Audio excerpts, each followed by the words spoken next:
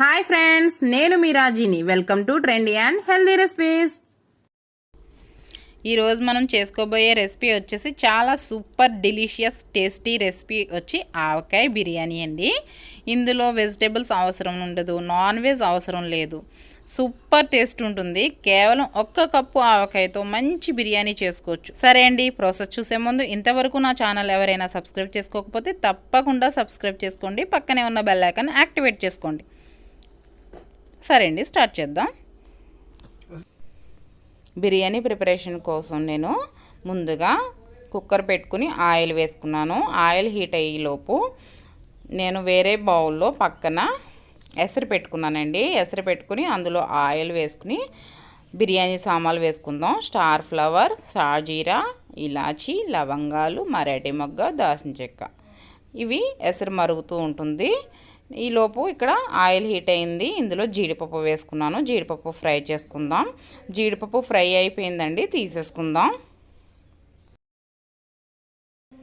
జీడిపప్పు ఫ్రై అయిపోయింది కదండి, తీసి పక్కన పెట్టేసుకుందాం.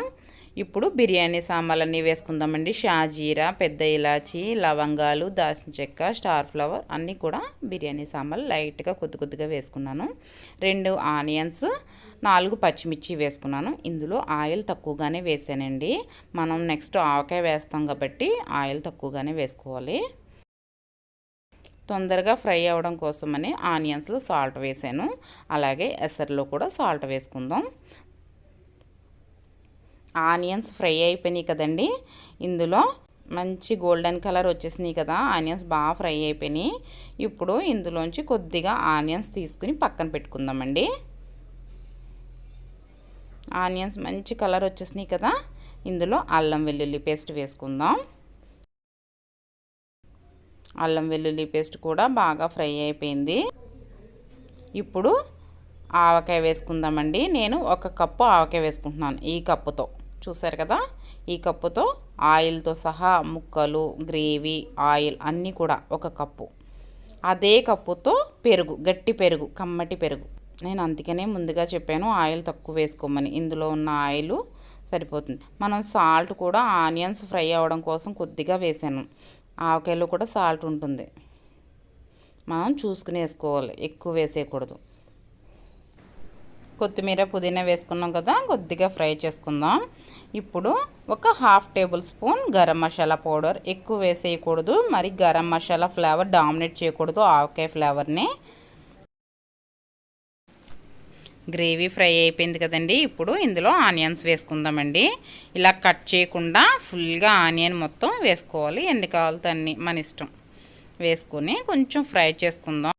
ఈ ఆనియన్స్, ఈ గ్రేవీ మంచిగా కుక్ అయ్యే వరకు మనం లిడ్ క్లోజ్ చేసి ఒక 10 మినిట్స్ ఉంచుకుందామండి.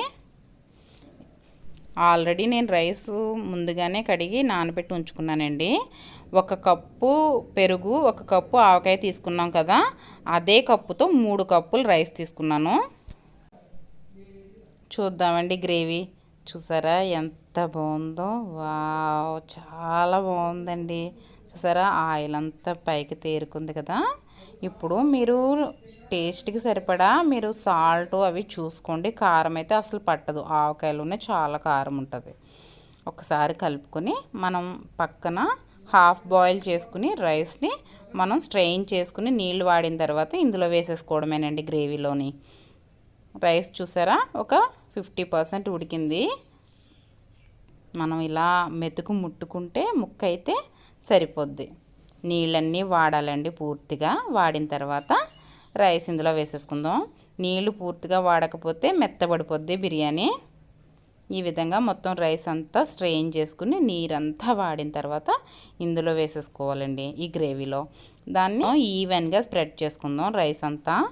ఇప్పుడు దానిపై కట్ చేసి పెట్టుకున్న కొత్తిమీర, పుదీనా, అలాగే మనం ఫ్రై చేసుకున్నాం కదా ముందుగానే ఆనియన్స్, తీసి పక్కన పెట్టుకున్న ఆనియన్స్, అలాగే మనం ఫ్రై చేసి పెట్టుకున్న కాజు, ఆల్రెడీ మనం ముందుగా ఫ్రై చేసుకుని తీసుకున్నాం కదండి, ఈ కాజు కూడా వేసేసాను. అలాగే ఇప్పుడు కలర్ఫుల్గా ఆవకాయలో ఆయిల్ ఉంటుంది కదా, ఆ ఆయిల్ వేస్తున్నానండి. చూసారా ఎంత కలర్ఫుల్గా ఉందో.